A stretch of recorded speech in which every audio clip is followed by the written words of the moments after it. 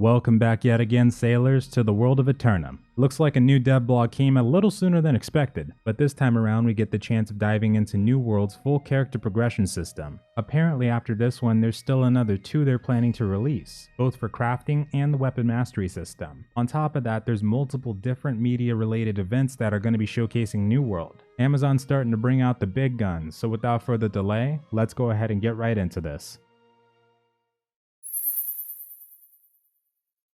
The blog starts off by stating that to survive and thrive in New World, we will need to overcome many challenges. This will include learning new abilities and skills as we venture into the unknown. Characters progress across 3 major categories: core attributes, trade skills, and weapon mastery. Now, like they've told us before, we're free to master as many weapons or trade skills as we want to. Most games would make it where you would have to create other characters or re-specialize to do something like that. And although I totally understand that a lot of people like that aspect, one thing that I really like about New World and other MMOs that practice this is that we can cap out everything on one specific character. But our core attributes will govern a large part of how powerful we are in relation to other hostile creatures and players across the world of Eternum. When we first arrive on the island, we will be given a total of 5 points in each core attribute to start with, and there's no way we can drop below that. Each time we level up, we're granted an attribute point which we can spend how we choose, which means we can only allocate points up to that amount into any of the 5 main ones. And since we know now that the max level is 60, this means we should have about 4 or 5 points left after we finish spending the points we get from just leveling alone. And that's if we focus on just one of them to start with.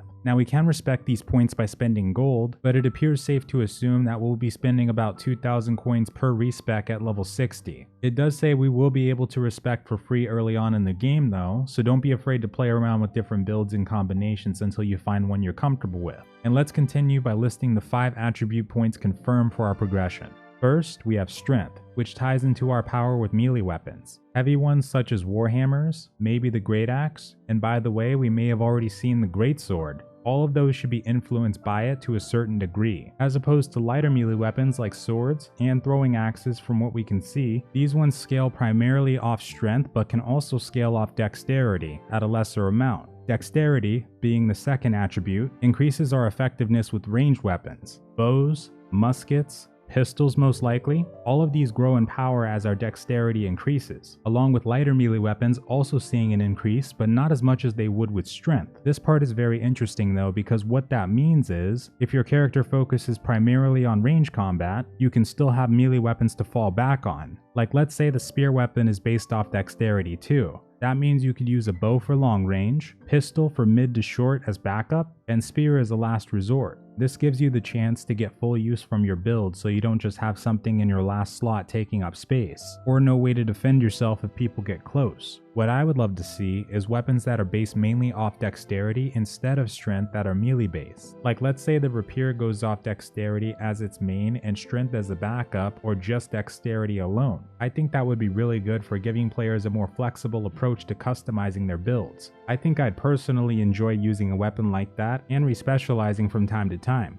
Intelligence is the third one, which increases our power with magical weapons, including any magical perks our weapons might have. So of course that'll mean our fire staff and our life staff, but also this one affects physical weapons with a magical perk, like a flaming sword. And in the previous blog, we did see that ignited perk with a small showcase of where we've seen it before. This means for those of you who like to spec your characters as a battle mage, looks like you're in a lot of luck today.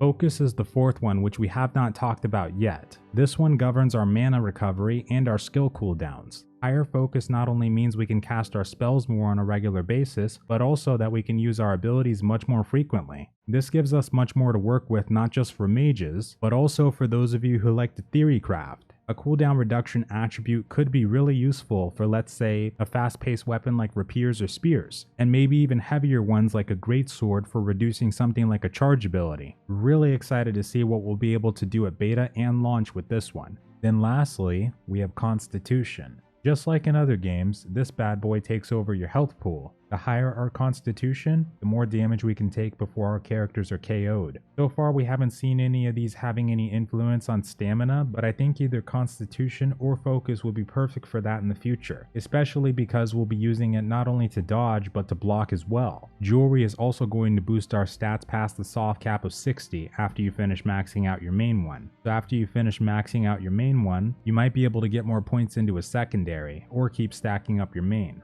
And with that out of the way, let's switch the blog around a little bit and talk about the weapon mastery. This system is our progression with each weapon we'll have access to in Eternum. Since New World features a classless based system, this is where we can pick our passives, choose our active skills, and morph them further on top of that. This system has been discussed in previous media articles, including the MMORPG one which mentions the throwing axe specifically. You could decide to invest in melee based skills which make you powerful as an up close warrior, or you could choose skills that allow you to throw the axe, making you a dangerous ranged combatant. Viewing this tree at a glance, we can clearly see the right side being the throwing based one with multiple skills for it, and the left side being melee based. They say that each weapon has their own skill tree with 2 different paths you can go down, and if we need to respec, we can do so by spending the resource called Azoth. The only activity I can recall that they said does give Azoth is corrupted invasions, depending on how many waves were completed that is. It's also said that we won't be able to choose everything in the trees, so we'll have to specialize with each one to a certain point. This gets further supported by the weapon level bar on the left side.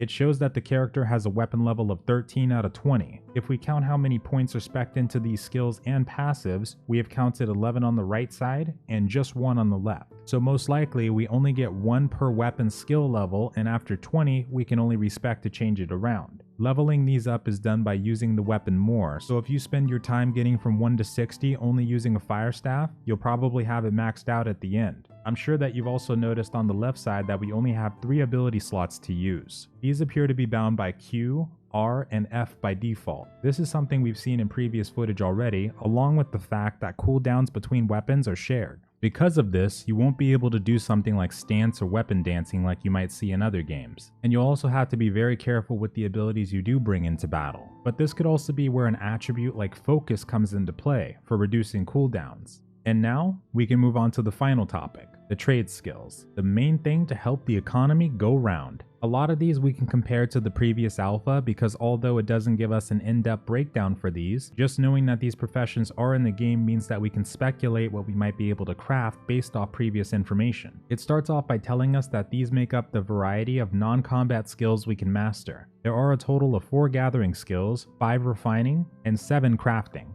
The 4 gathering skills we have are mining, skinning, logging, and harvesting.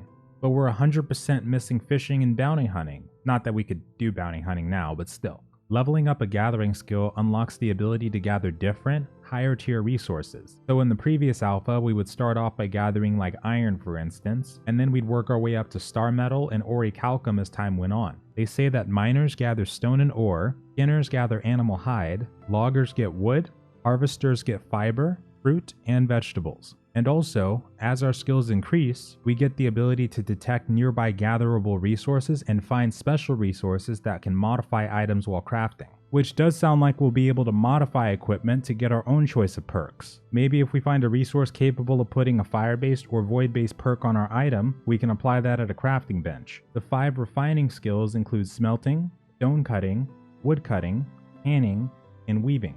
During the previous alpha, each one served their own purpose for meshing raw materials into resources we could use to craft. And for the crafting skills, we have the following 7. Weaponsmithing, which focuses on making melee weapons. Armoring, that focuses on soft and hard armor, which also might feature the craftable sets that we had access to in the previous alpha. Jewel crafters is the 3rd one, and we've already seen a couple of trinkets we'll be able to craft. These will be really useful for getting past that soft cap of 60 when it comes to increasing our attributes, and also being an important factor in how useful our builds are. Then we have the engineers who craft ranged weapons and ammunition, arcanists who craft potions, tinctures, and magical weapons like we learned about in the previous blog, alongside the cooks who craft meals and drinks. And finally we have a new addition which I don't remember seeing in the previous alpha. This one is known as furnishing. I know we had building in the last one, but apparently this one is going to focus primarily on furniture, trophies, and storage for houses, which is going to be really good for those of you who like making money, because not only will you get access to food buffs that increase your ability to craft high-end items, but also we learned during a previous article that housing trophies also give a bonus to the quality of items we craft. So since we have instant housing and everyone can purchase one at one point or another, having the ability to make not just the storage items but these trophies that give bonuses to crafters and fighters is going to make you a crap ton of money. We'll probably find out what kind of furniture and trophies we can craft on the next blog they dish out, but this profession is already shaping up to be one of the most lucrative. Leveling these crafting skills gives us the ability to unlock more recipes and even more powerful versions of them, along with other things they're going to be going over in the upcoming crafting dev blog. Very excited to see what comes from that one, and I'm crossing my fingers we'll be able to craft some really unique items, including legendaries. But with that, folks, let me know what you guys think about the crafting system so far, and which ones you're most interested in learning more about. Let us all know which ones you think might end up making the most money or being the most useful. And as always, thank you very much for checking out the video. I hope you all have a wonderful night or day, and farewell.